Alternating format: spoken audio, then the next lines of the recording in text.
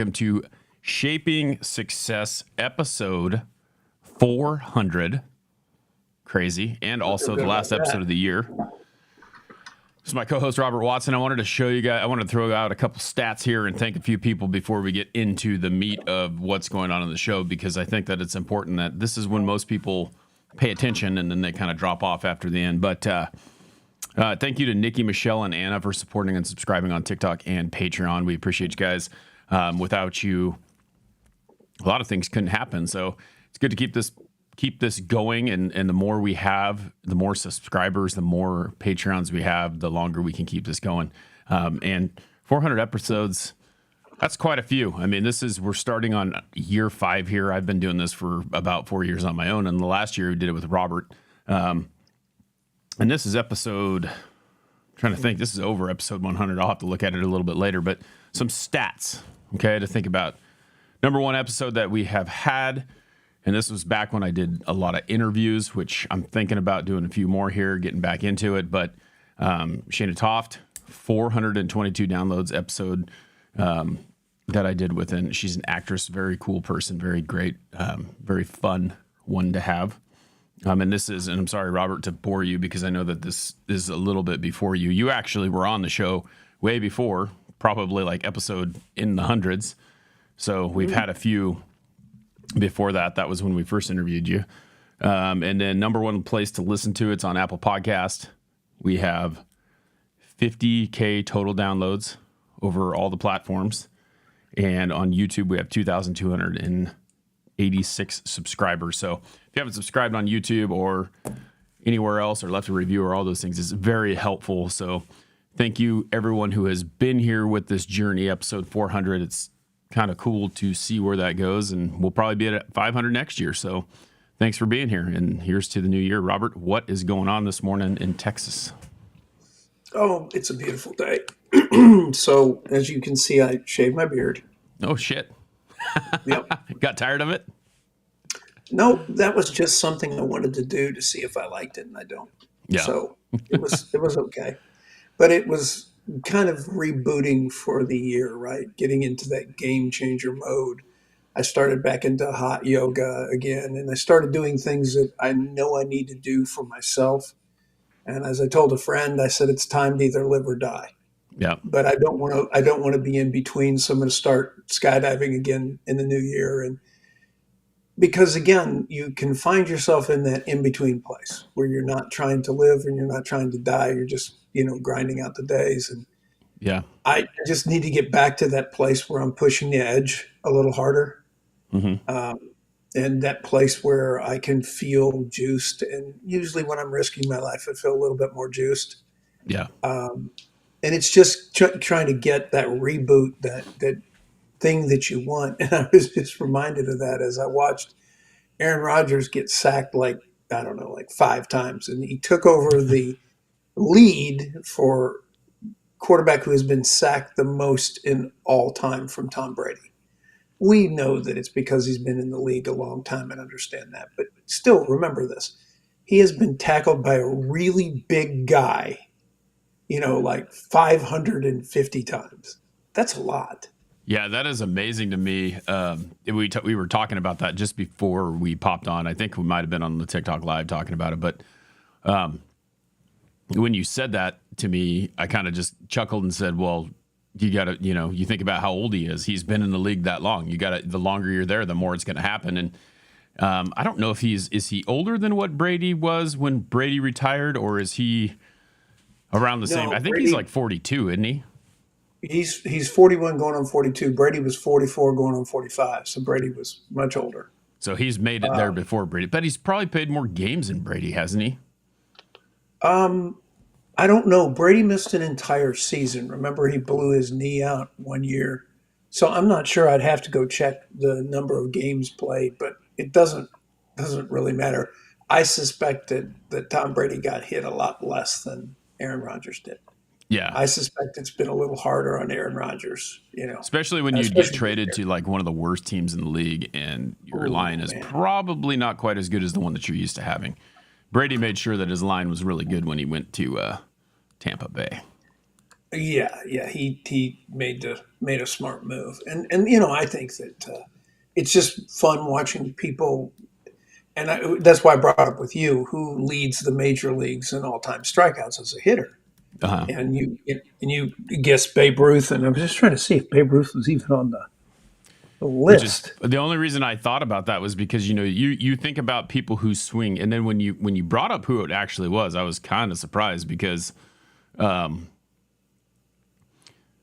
I guess I wasn't surprised, but I was kind of surprised that I didn't think about it because Reggie Jackson, who is the leader, is one of those really aggressive people, in baseball, and so he was so aggressive that he just, it doesn't surprise me he struck out that many times.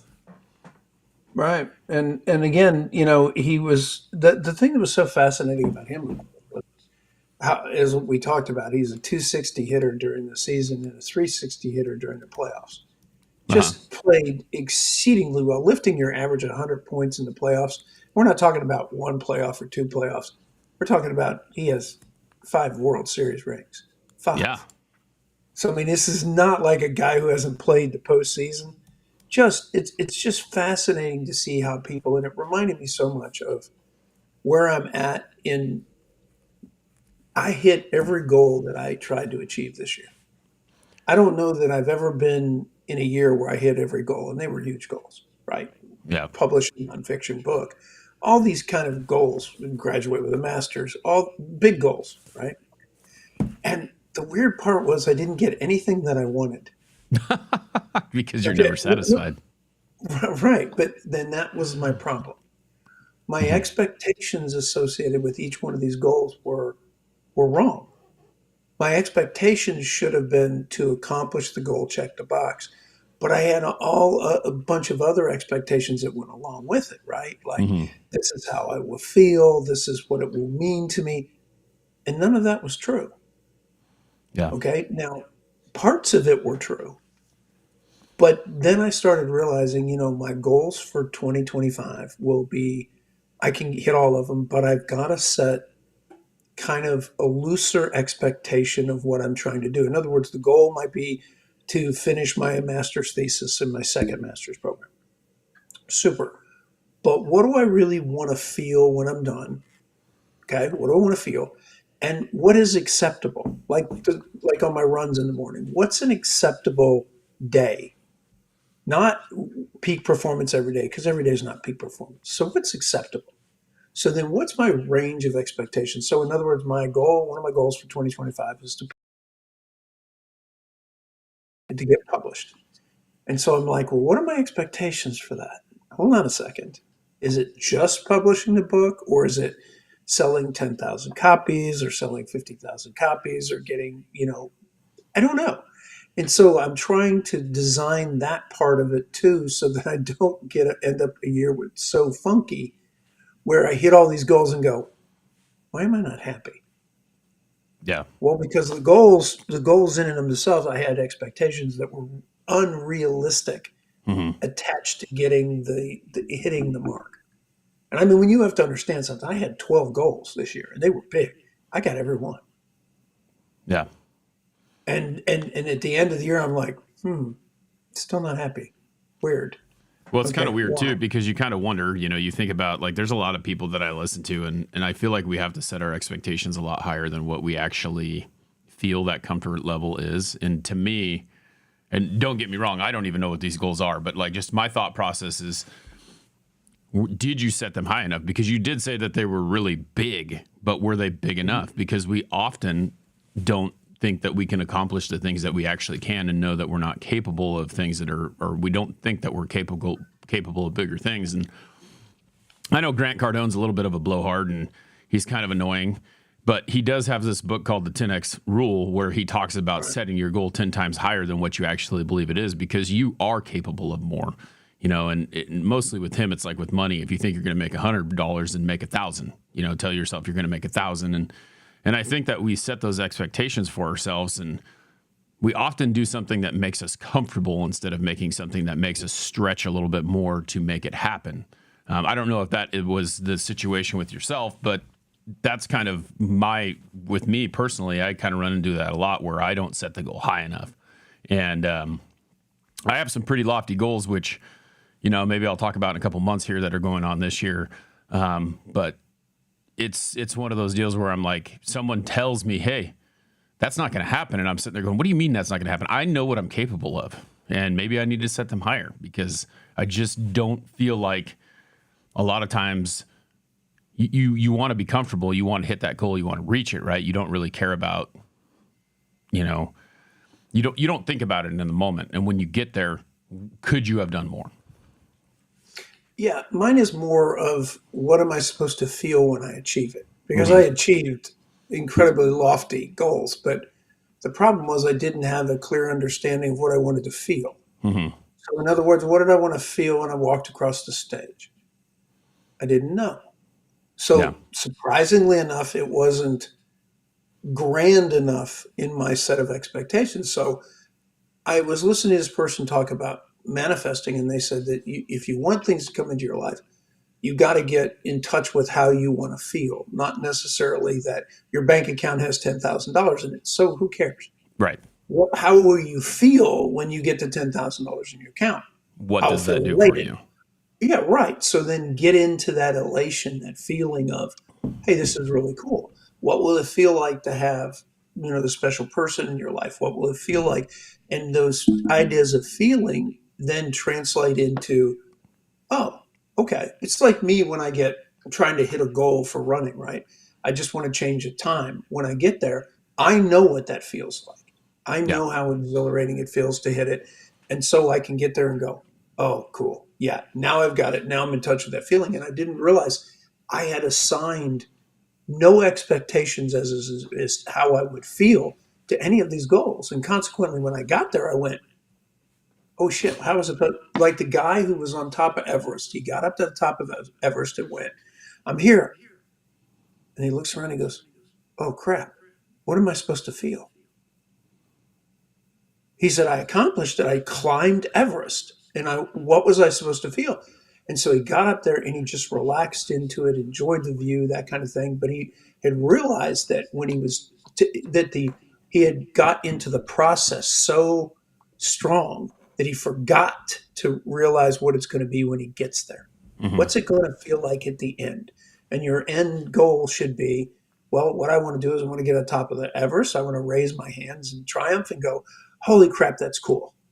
Right? Like you, for example, when you want to hit a goal for whatever, what I want to do when I hit that goal is I want to crack a beer and I want to be, basting my barbecue.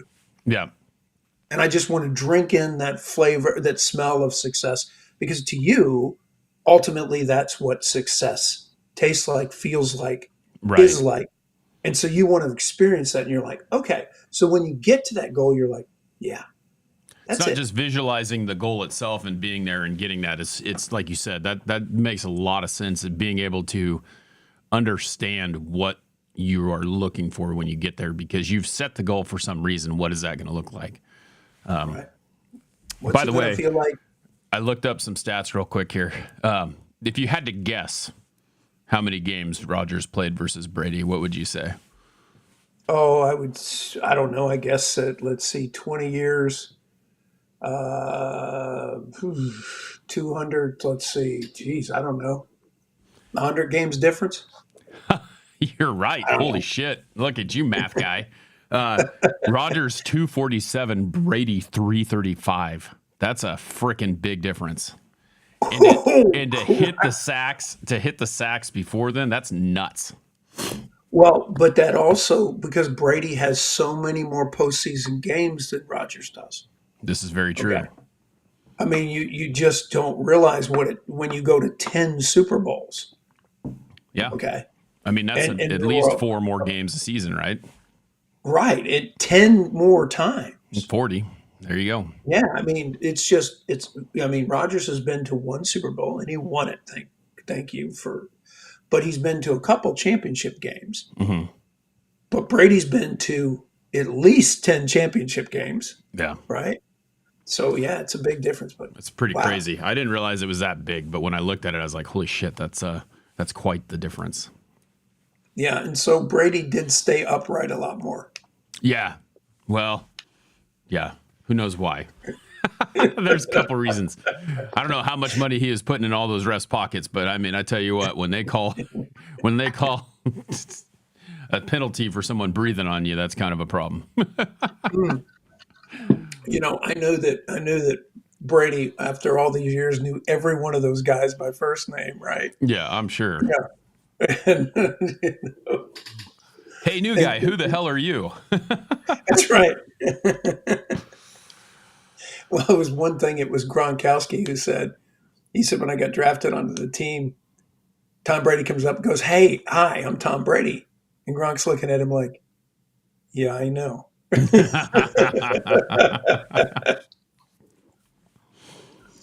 So, Oh man, it's kind of funny to watch that happen. You know, you think about like all those things, and you start talking about the people who strike out, and I start thinking about all those other things like who struck out the most batters. I saw some stats yesterday about Nolan Ryan. He has the most no hitters in MLB baseball, but no Cy Youngs. And then you flip that around on Roger Clemens, who has the most Cy Youngs, but no hitters. So it's kind of crazy how that can happen. And I think it was like nine versus nine. You know, 9 no hitters and 9 Cy Youngs. It's like that's insane to think about how two of the most dominant pitchers in baseball and you know, I mean, obviously it's a little controversial with Roger Clemens because whether he did or did not use steroids, because I can tell you damn well that Nolan Ryan did not. I think he was high on Advil all the time.